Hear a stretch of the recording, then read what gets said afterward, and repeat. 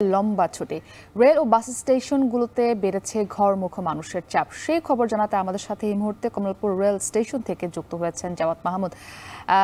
Javad, এবারের যে পবিত্র ঈদ উল ফিতর ছিল, সবাই বলেছেন যে রেল যাত্রাটা বিশেষ করে সবচেয়ে স্বস্তির কেটেছে। ঈদ উল আজহার চিত্রটা কেমন সেটা একটু জানতে চাই। যাত্রীর চাপ সেখানে কেমন দেখছেন এবং এবারের ঈদ যাত্রাও কি গেলবারের মতো স্বস্তির হচ্ছে কিনা?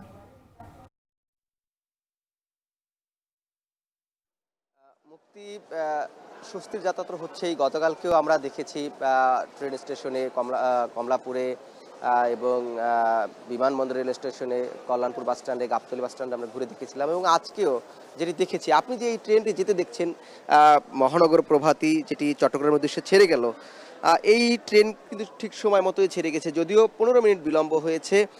7টা 45 মিনিটে ছেড়ে যাওয়ার কথা ছিল, এখন ঘড়ির কাঁটায় 8টা 15 মিনিট বিলম্বে এটি ছেড়ে গিয়েছে। অর্থাৎ এই যে কমলাপুর স্টেশনে আমরা সকাল থেকে যখন লক্ষ্য রাখছিলাম, সবগুলো ট্রেনেই কিন্তু ঠিক সময় ছেড়ে যাচ্ছে। কিছু ট্রেন হয়তো 10 মিনিট বা সর্বোচ্চ 15 মিনিট এরকম বা 5 মিনিট এরকম বিলম্বে ছেড়ে যাচ্ছে। কিন্তু এবং যাত্রা নিয়ে এখানে যাত্রীদের তেমন কোনো অভিযোগ শুনতে পাইনি। যারা অগ্রিম টিকিট কেটেছিলেন তারা তো খুব স্বাচ্ছন্দ্যে যাচ্ছেন, এবং যারা আগে টিকিট কাটতে পারেননি তাদের কিন্তু এখানে স্ট্যান্ডিং টিকিটের ব্যবস্থা করা হয়েছে। এবং আপনি যেটি বিগত বছরগুলোর কথা তুলছিলেন, সেই বিষয়টিও এখানে যাত্রীদের সাথে কথা বলেছি। তারা বলছেন যে স্ট্যান্ডিং টিকিটের আসলে সেভাবে ব্যবস্থা ছিল না, মানুষ ছাদে করে বা তাদের একটি ঝক্কি ঝামেলার মধ্য দিয়ে মূলত এই ট্রেন যাত্রা তাদের করতে হতো।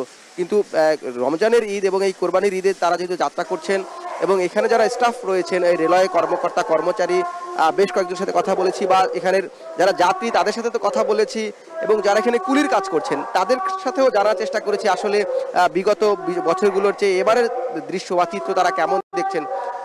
প্রত্যেকেই কিন্তু বলছেন যে বিগত বছরগুলোর তুলনায় যাত্রীর চাপ কম, এবং সেখানে তারা বলছেন যে একটি সুস্থ ব্যবস্থাপনার মধ্যে নিয়ে আসার ফলেই মূলত এই যে অত্যাধিক যাত্রীর চাপ দেখা যায়, যে ঈদের 1 বা 2 দিন আগে যাত্রীর একটি চাপ তৈরি হয়, সেটি আসলে তৈরি হয়নি একটি শৃঙ্খলার মধ্যে চলে আসার ফলে।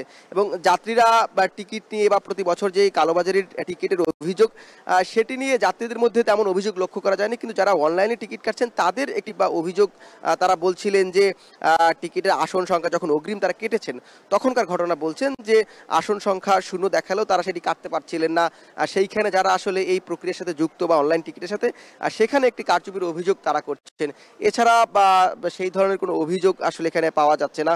এবং প্রত্যেকটা ট্রেন বলছিলাম যে এখানে যেটি আন্তনগর কিংবা যে কমিউটার ট্রেন বা লোকাল ট্রেন, সবগুলোই কিন্তু খুব সময় মতোই ছেড়ে যাচ্ছে, এবং যাত্রীদের যে ভোগান্তির চিত্র বা সেটি সেভাবে দেখা যাচ্ছে না, এবং যাত্রীদের মধ্যে এক ধরনের সন্তোষ লক্ষ্য করা যাচ্ছে।